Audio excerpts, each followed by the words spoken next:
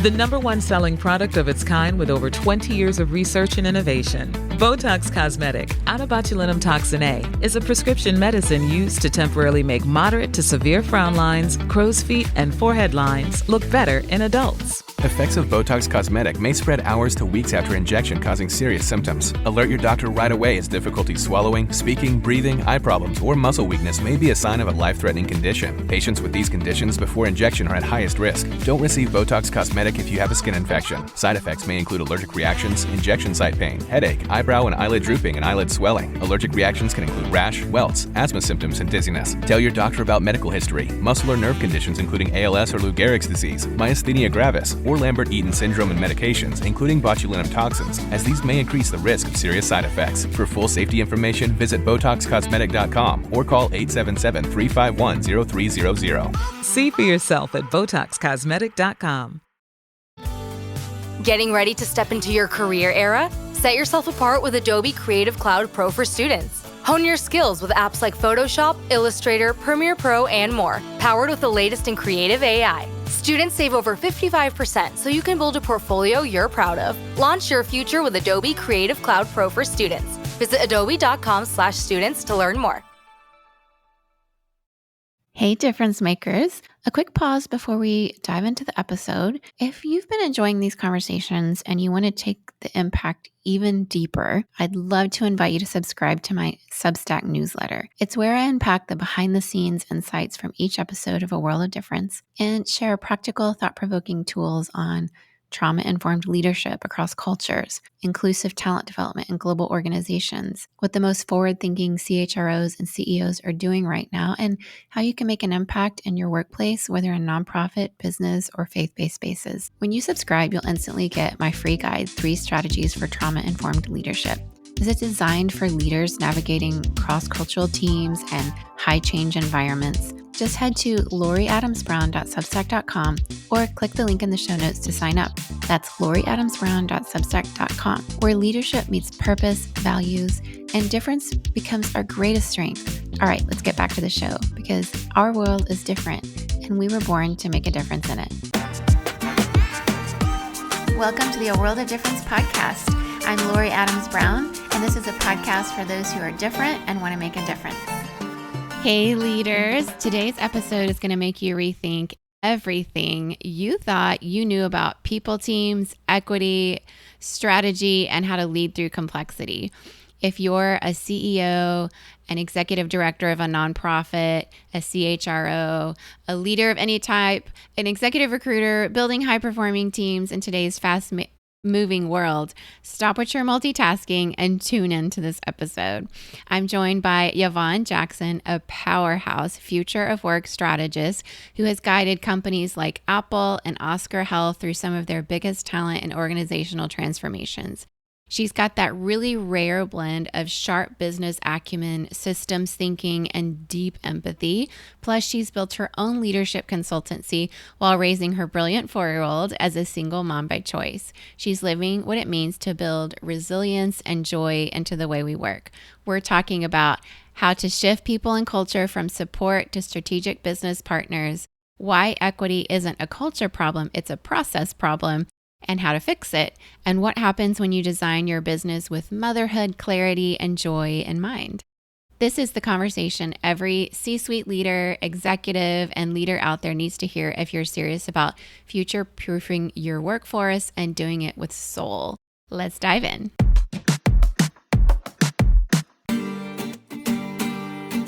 Yvonne, it's great to see you, and a very warm welcome here to our A World of Difference podcast, Difference Makers community. No, thank you for having me. I'm excited to have this conversation with you today. Me too. So you're there in North Carolina, and we have some listeners there as well on the East Coast here in the United States. But I'm curious to know, just to get to know you a little bit better, what are some of the places and cultures and environments that formed you as you were growing up and becoming who you are today? So many different things. I'm born and raised Ohio. So born in a little small town on the Pennsylvania-Ohio border. But I feel like I grew up as an adult in Cincinnati, Ohio. And I actually never left Cincinnati as in like lived anywhere else. I may have traveled, but I never actually lived anywhere else until I went to grad school at 34 years old. And ended up going to the University of North Carolina, Chapel Hill. And that was the first time I really was every day surrounded by people that were different than me, right? Backgrounds, experience. And then you're in an MBA program where everyone's from all over the world. And interestingly enough, I spent on it the second half of my MBA experience was all study abroad. So I went to school in Thailand and Bangkok. I went to school in Bangkok. And then after that, I backpacked by myself through Southeast Asia before going and finishing up my grad school experience at in Milan, Italy, before coming back and graduating in North Carolina. And that just changed my life because I never thought I was that type of person that would have like this backpack, like this whole stereotype, the big backpack, five pieces of clothing, going from here to there, choosing where you're going to end up. And even though I had traveled a little bit before then, it just a bug. I just got this travel bug after that. And so I went from just like a handful of countries to now I'm at 22 in the last 8 to 10 years that I've been going to. In fact, I just took my daughter, she's 4, to Japan in February. So we went there. This was her first trip out of the country, and I wanted to just start exposing her to new environments. And I would say that was one of the most amazing experiences I ever had, which honestly, I came back super transformed. So what I found with me is that when I make huge shifts in life, it's usually attached to travel. I've left the country or I've gone on vacation, I've sat somewhere, and it's not that I came back with all the answers. It's more like travel is a reset button for me. So even when I went to Japan, it was not to come back with answers. It was literally, I need to go reset. I know I have a cousin that's out there. Let me just figure it out once we get to this country. And sure enough, I came back and started a whole nother journey of transformation. Oh, I resonate with that so much. And I know so many of our difference makers listening do as well. People sometimes, and maybe if they haven't traveled much, or especially if they haven't traveled in a way where you really get in deep to the culture and start experiencing something outside of the cruise ship or the resort and you really understand how people live differently, it really does relativize our own human experience. And you start to realize there's so many different ways to live this human life, which is really kind of Yes. the point of our podcast. So love to hear that. My husband was raised in Bangkok. He actually graduated from international school, Bangkok.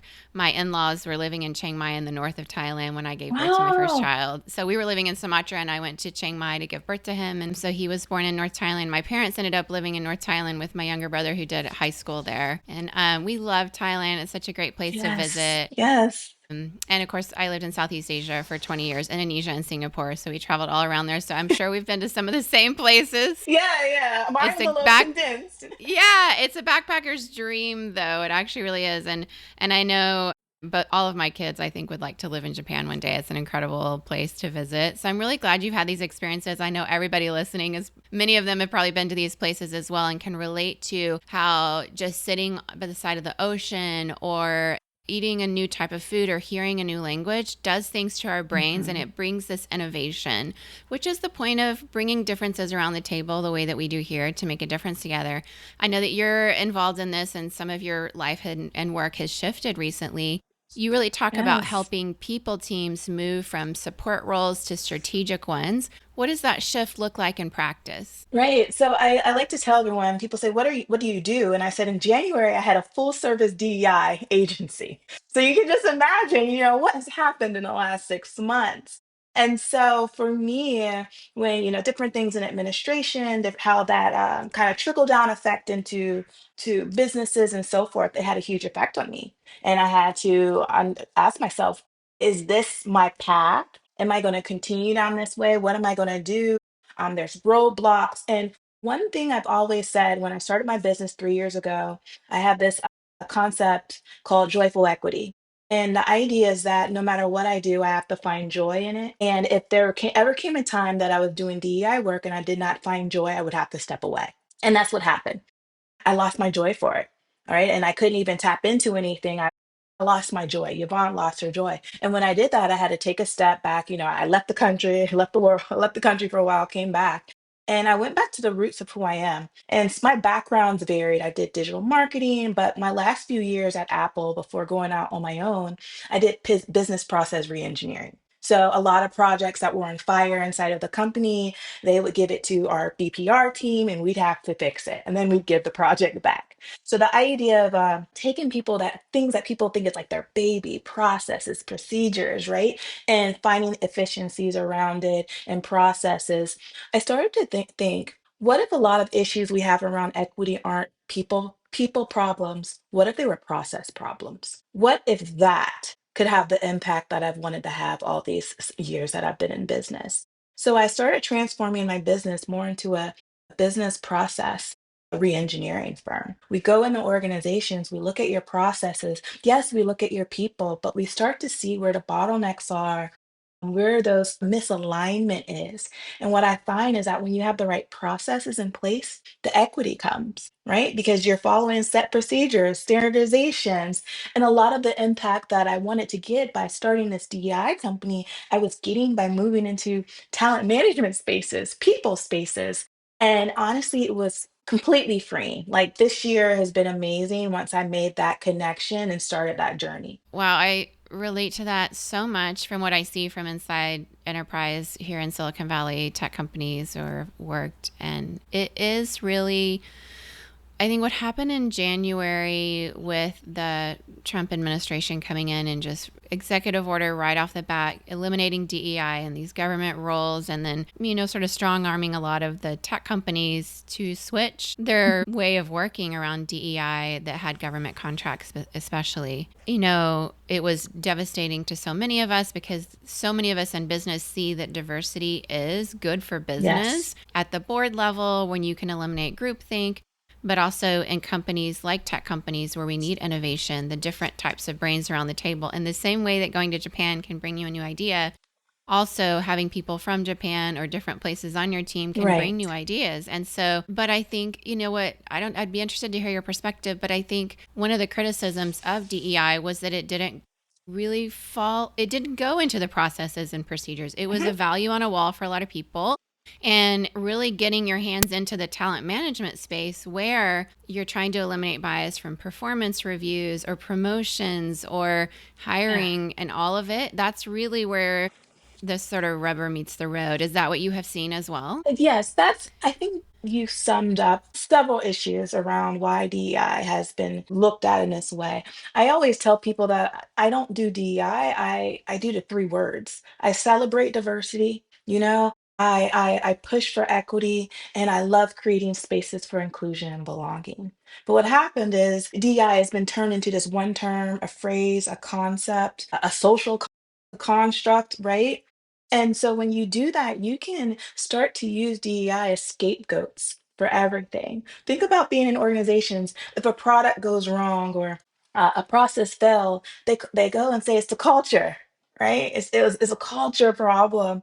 And so I believe DEI had impact. I believe diversity, equity, inclusion, those words, every company should be pushing to have. But what happens so easily is without the actions attached to it, without attaching the initiatives of DEI to business priorities, you can't connect those dots. And so that's what I'm really focused on right now is talking to organizations and saying, hey, I'm here for your culture. I'm here for the equity, but are we able to talk about business priorities? Do you know your business priorities? And then what happens, it becomes a leadership conversation, right? And they start to say, wait a minute, we don't even know exactly if the values that we had in 2024 match up with the values of 2025. We don't know if the products we're pushing out match the business priorities we told our board we were going after for the next 3 years. And then we suddenly want our people to follow along. How can they? When the leadership isn't already has alignment. So for me, it starts with misalignment before you can even get to the culture. That actually makes so much sense. I spend a lot of time working with executives here on alignment. And sometimes when I bring up the word alignment, people will ask, even high level executives here in tech will say, what do you mean by that? And then my response is usually, exactly. I mean, if we don't even know what it means from the top, how can we expect our company to be aligned globally from Europe to Asia to here in the US and all over? So you've said, equity isn't a culture problem, but it's a process problem. So can you go a little more deeply with us Yeah. in explaining that and share how you help leaders really operationalize equity? Yeah. Right now, I've been doing a lot of this in the talent management space. Is really interesting because I'm technically not an HR person. I'm a tech person. I did technology, product development, digital marketing, and things like that. But when you're forced to fire at Apple to do process reengineering, you learn process reengineering, right? And what I found is that in talent management, there's all these things like acquisition. They're in charge of the people experience. They're also sometimes the ones guiding HR and the people officer to do things. And when they ask, we need processes, what they're really saying is we are unable to even map where our company is going so that we can bring the right people in.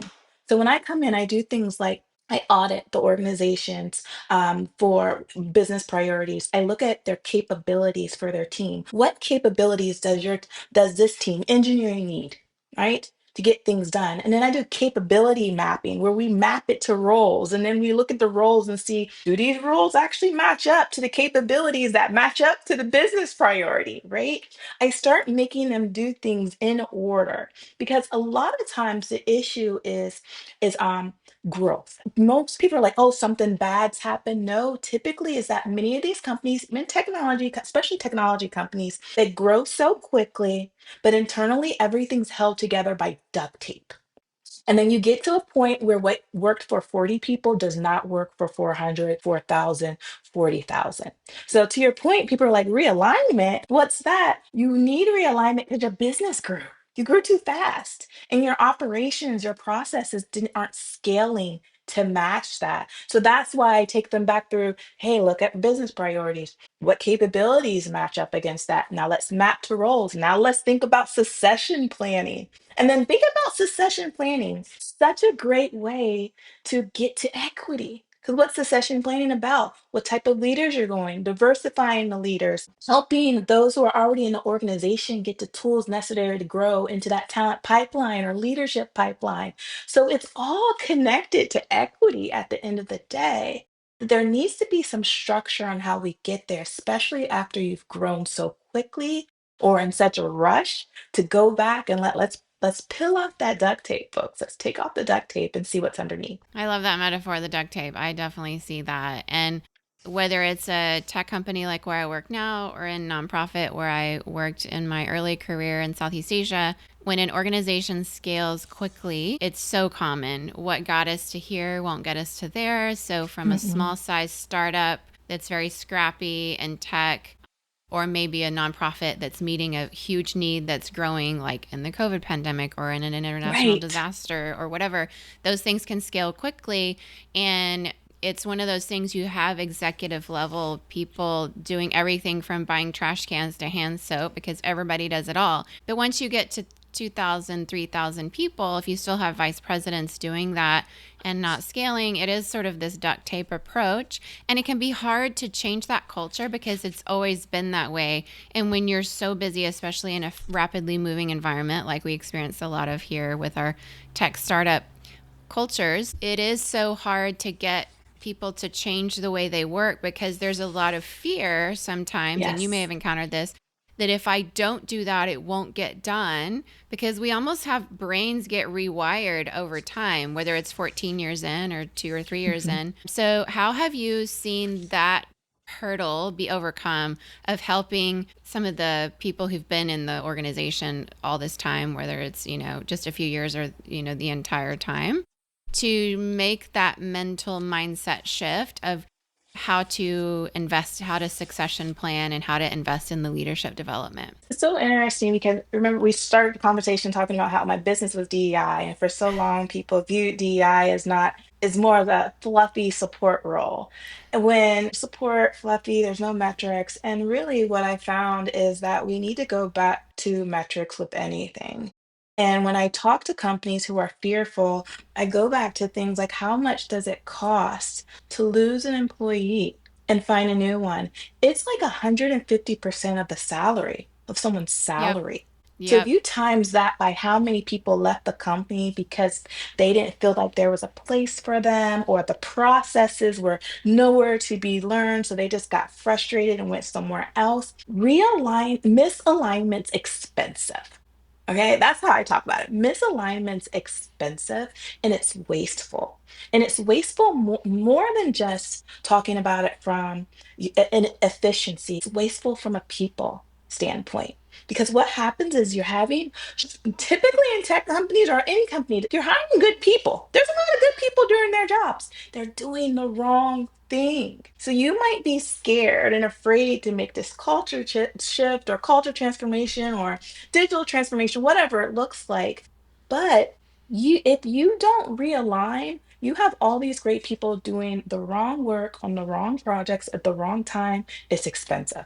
It's costing you money. And when you do that, suddenly they're like, well, I thought equity out the people was just soft. And you know what I mean? No, no, no. This has actual concrete repercussions right down the line to your board, to all these people. So that's where I go back as I'm starting to put more emphasis on metrics and numbers and dollars to show people that this isn't just people work again, it's process work, it's realignment work. I feel like you and I are basically working already together and talking about the same things because I literally have been expressing this quite a bit in my current work situation. And that number, that 150% of the salary is absolutely what we know is industry standard. If somebody makes $200,000 a year, you can expect it to be $300,000 or more to Yes. replace them. Um, it is incredibly expensive, and especially when recruiting is changing so rapidly, and when you have a situation where the job market is wonky, and it certainly is right now with AI shifts, then it even gets more expensive and more complicated because if you're already working to revamp your recruiting and hiring process, which I know many tech companies right now are in the middle of Yes. because of how AI is shifting. And then maybe you're looking for a new ATS system or you're looking for a new Mhm. vendor to support that, or you're trying to train your recruiters on how to use Microsoft Copilot more, or you have AI agents. All of those are shifting right now. So Mhm. it becomes even more expensive because that time frame to replace an Yes. executive, a manager, especially if you have a lot of tribal knowledge like many of these tech companies do because we have very secret information. I know you worked at Apple, that's Mhm. famous for that as well. And so you often don't even know at Apple, for example, like I'm sure you experienced this, what team you're going to be working on. Everything's so secretive. So that Right. recruitment process, I think, is probably even more expensive to replace someone. And so if you say like you were making 200,000 and it's going to be 300,000 to replace you or whatever, then essentially it is extremely expensive. And, we hear companies speaking a lot about cutting costs, especially when these tariff wars started to happen. Yes. And where can we be more fiscally responsible? And there's just no area, I think, that is going to be more impactful than the people, the human capital management of all of this, because people are part of the culture and replacing them is incredibly difficult. And yet we feel, in sort of along the lines of the previous question I asked you, executive leaders are overwhelmed. They're burnt Yes. out. Yes, they They are. Yes, they are are. not even often aware that they are. What's expected of people and how to lead with a lot of these return to office trends that we're seeing right now with people coming in now 4 and 5 days long Silicon Valley commutes from all kinds of places. How are you seeing and helping these overwhelmed leaders really get clearer about what their priorities are, especially during this rapidly changing environment of growth? So right now, I'm the person the leaders hire to work behind the scenes to pick up some of the balls that they're dropping in the air. They're juggling, and so one, for example, right now I'm working with a $3 billion technology company. They're growing fast. They're doing great, great mission, and but again, everyone there has been just focused on product, is technology, product. That those inside the organization haven't really had to be strategists, right? It was just the founders, those who started it were the strategists, the visionaries. But now that they have scaled, those who are doing product management, project management, people, talent are being asked, okay, now what work are you doing and tell us how it matters at the bottom line. be strategic, and they're unable to have that strategic voice. So what happens is I come in and kind of help guide the leaders on how to start talking to their teams differently, right? How to train them on this idea of let's again. I love groups that are people or support, because to this point they've just been support, but how again do we make them now strategists and assets to your company? So I'm helping them create workshops, processes, and what I'm also doing is doing the hard work of the capability mapping. I'm doing the audits because the leader doesn't have time to do that.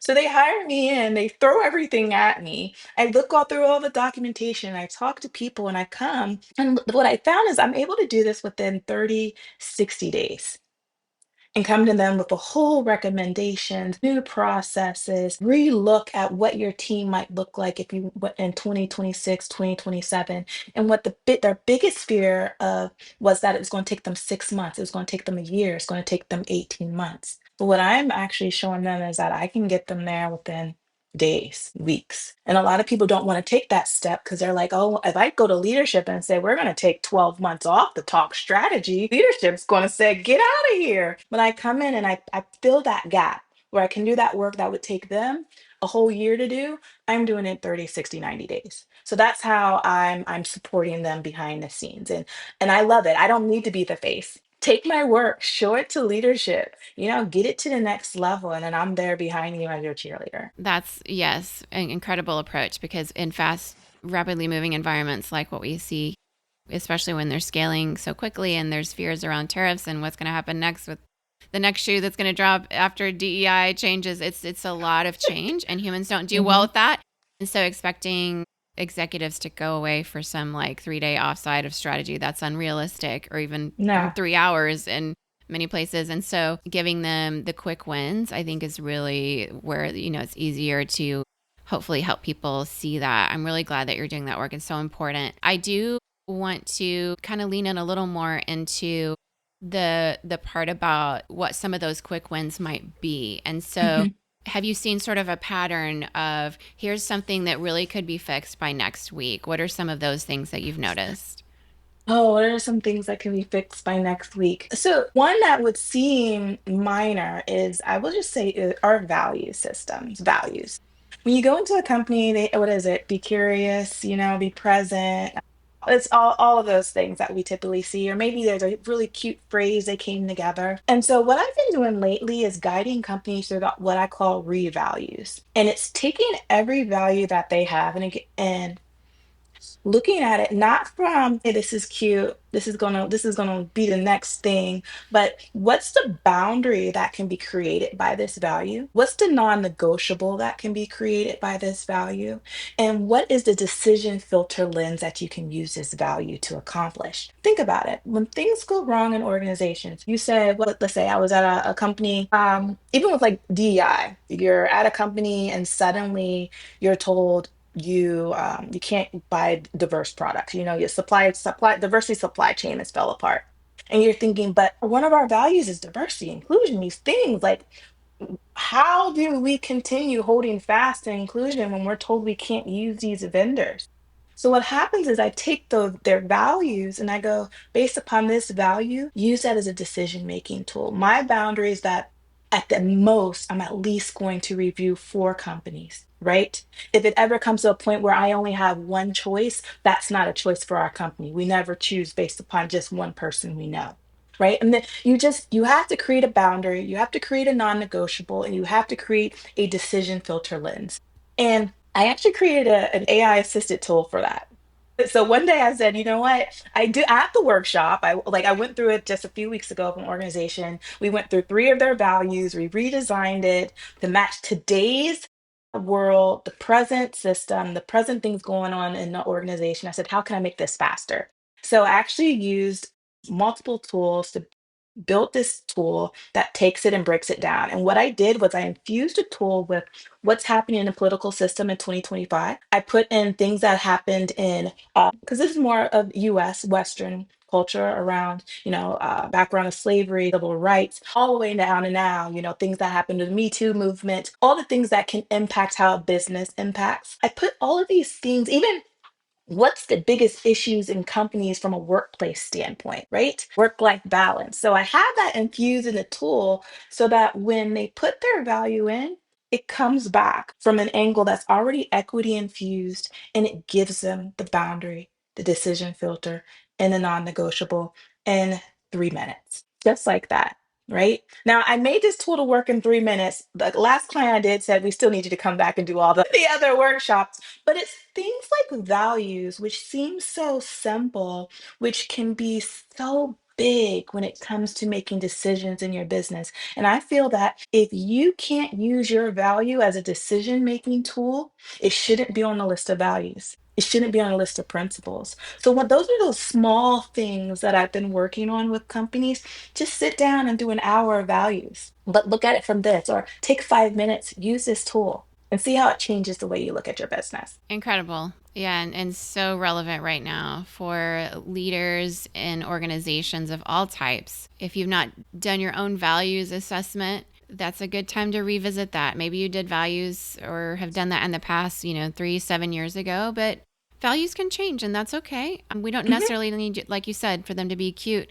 And it certainly does no one any good if they sit on your desk or sit on a wall and aren't used to make decisions as a filter and to set a boundary. This is so relevant right now. I don't think Yeah, there's yeah. any organization out there that can't benefit from this information at a time when we're seeing values be completely ignored and Yes. people making questionable moral and ethical decisions with their companies much more in the open than we did before. And so we don't have to agree on the values of everybody Mm-mm. in the room, but as an organization, if those are organizational values, you must live by them, or you especially shouldn't have the word integrity in your values on the wall. So, Right, yes. right. They can be actionable. And think about it. If you know can use a value to figure out your boundary and non-negotiable, everyone in the organization will understand it. Versus you get to the person at the, lowest level organization, and you tell them, well, how does the value hold up with me? I don't know. But if you've taken the time to kind of just look at it in that way, in a different level, everyone will know how to use it. And again, that's equity. And that's what That's everything I'm equity. about. I don't need to have a DEI business to have impact on the world. Everyone No. keeps saying, let's embed it into organizations. So I decided this year I'm going to live that. I'm just going to embed it in what I do. And it just happens as processes, procedures, standardization, talent management. And you still will find opportunities for people to belong. And it doesn't have to be painful. It does not have to be painful if you put structure around it. Well said. Well said. We'll have some few rapid fire questions for you. Are you up Okay. for that? Sure, I'm All ready. I'm right. ready. All right. So just whatever's off the top of your head. Doesn't have to be well thought through, just whatever pops in there. A future of work trend you're excited about. I am excited about AI, as in AI automation when it comes to workflows. I see it as an opportunity to actually see if your processes even work. Because everyone keeps saying, oh, it's the end of people. We don't want to use AI for this. No, use AI and you're going to see where your inefficiencies. What AI is going to do is going to throw a glaring light. If you can create a workflow that only works in 5 minutes to do that, why did you have people working on that? Where's the real Right. work? So for me, I'm really interested in how AI is going to shine a light on what inefficiencies and misalignment looks like.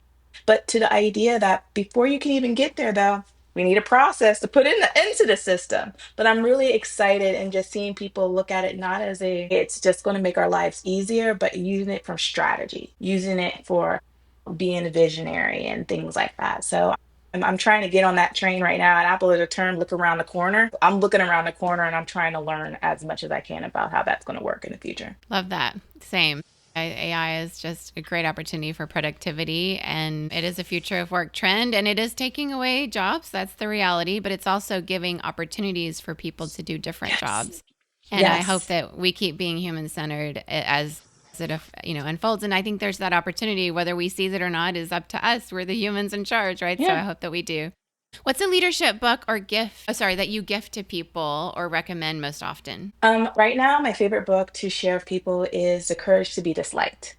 Love it. If you Ooh. have not read it, oh, I love it. I think it's about it's Adlerism, Adlerin. It's a theology, and but it's this idea of so much of our lives we're doing it to make everyone happy, and that have business relationships. But the idea that everyone has a task that they're responsible for. You can only get to a certain point, and you have to let go of that next set of tasks because it's not for you. But when you let go, you also have to let go of what the outcome will be. So if you decide to treat people good, guess what? You can't hold on to the outcome that they might be mad at you anyway. You have to make a decision that their response is not yours. And at the end of the day, it talks to if you are living your life for community, then you won't have to live everything or live your life around trying to make everyone happy because it's all about the people, how we impact each other, how we help each other soar. That's what we're going towards. And but again, doing it without asking for something constantly in return. Just knowing that this is what the impact's going to have for me and have that courage. And that's the book that I tell everyone right now they should be reading. Well, I'm definitely, I wrote that down. I will be ordering that and it's on my list. So thanks for that Good, good. recommendation. So, what's your favorite productivity ritual right now? I have a 4-year old, so I don't know.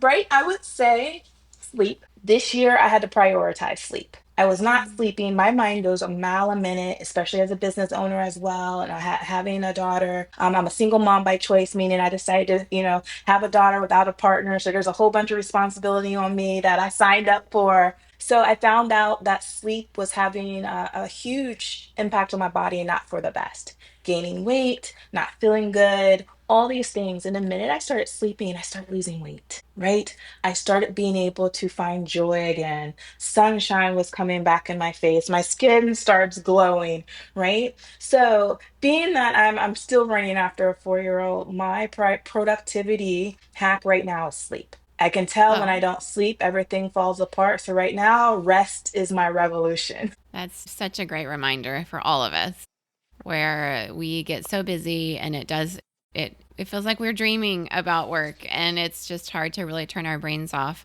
But it's so important to do so because we don't live the life that we want to live because we aren't made to just work all the time. In fact, our work suffers when we do that. And there's a lot of research Yes. around that. So sleep is so important.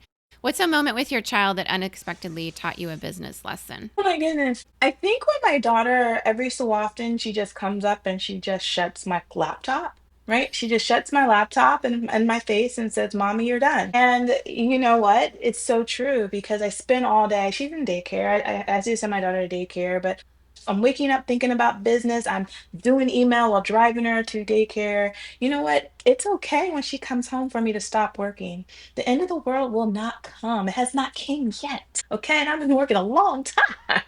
And, let's be present. Let's take the time to, we work, are we living to work or do we work to live? Right. So I'm starting to learn that I am working. I'm hoping that, impact is part of why I work. No matter what, I'm always going to want to have impact on my community and people. But I'm working so that I can have a life I can enjoy and enjoy it with my daughter. So she's teaching me to slow down, be present, and just close my laptop. Love that. She's helping you set boundaries. She's your little Yeah. EA. She's your, Yes. She's my little that's so administrative cute. assistant. Yes. What's one difference you believe could change the world? It could be rapid fire. I'm gonna say what's the first thing I thought. If we could stop allowing social media to only broadcast the negative. The algorithms right now only on purpose bring up negative and jarring and so things that make people argue because that's what people want. And what happens is it makes everyone think that's the only thing happening in the world. The only bad's happening, that only people are making bad decisions when people are doing amazing things out there, having impact on communities, states, countries, society, even on a micro level in their home. And if we would stop allowing social media to control that narrative of what humanity really is, I think that would change the world to actually see positivity and want to see it. Right now, you hear a lot of people saying AI is too nice to me. What? Are we? And so I posted about this the other day on a LinkedIn, and someone popped in, an AI expert was saying how it's just sad that we are so used to being treated so negatively and badly that even a robot being nice to us makes us upset. Right. So that's what I would is shifting the narrative to actually explore all the other things that are happening in the world. What a big difference that would make. I agree so much with that. And the polarization is getting scarier and scarier, pitting Republicans against Democrats, pitting Yes. the United States against other countries, pitting children Men against their against women. parents. Yes, races and origins and faith backgrounds, and just all of it is up for grabs from Silicon Valley tech algorithms. At some point, I hope we start to get back in the driver's seat as humans and really take control of that. And I do long for that type of a world for us for now and for our children and Yeah. grandchildren and all of that. So it's a good reminder that we get to make choices and we get to lead. And I hope that we see more people leaning into that call of action for that you mentioned. Well, I'm going to have you hang out with our difference makers, and I'm going to lean into a little more about you being a single mom and how that's affected you as a person and taught you more as a leader. So difference makers, if you're not there, join us on Patreon where we'll go into this with Yvonne. But thank you, Yvonne, for being here on this podcast with me today. I've really just so much enjoyed who you are as a person and the way that you're leading and making a difference in the world. No, thank you. I appreciate that. If you've been wondering how to make your people's strategy a business advantage, I hope that you took today's conversation with Yvonne Jackson to heart, because she just gave you a blueprint. It can be really confusing whether you're leading in a rapidly changing environment of a nonprofit and disaster relief, or you're working in a tech company here in Silicon Valley that is scaling globally at an enormously fast pace. And it's hard to keep up because the way you used to work in your scrappy startup days is not really getting you where you want to go from a small size company now that you're a mid-size and you're growing into a larger size company. Yvonne Jackson has understood this from the very inside of companies, global enterprises like Apple here in Cupertino, but also other organizations and businesses that she's been consulting. She has very strategically helped us understand the very nitty-gritty parts of what can change some of those quick wins, and it doesn't have to take 6 months to a year to get this strategy in place.